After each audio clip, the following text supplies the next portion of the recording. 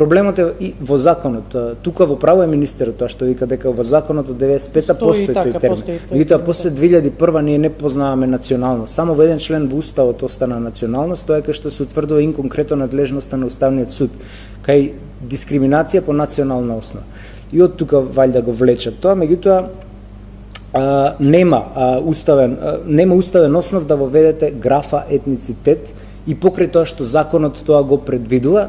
Од тука ние го оспоривме и самиот закон. Сега веројатно во среда е и за законов, тие ќе ги спојат веројатно, бидејќи е функционално поврзани се упатството на министерот и законот за матична евиденција. Предпоставам дека ќе бидат споени, па ќе видиме како ќе биде. Мислам дека ќе го укинат, бидејќи ако не го укинат, одиме со афрички стандарди. Ние стануваме и тука е тоа е правниот дел. Правниот дел е многу јасен.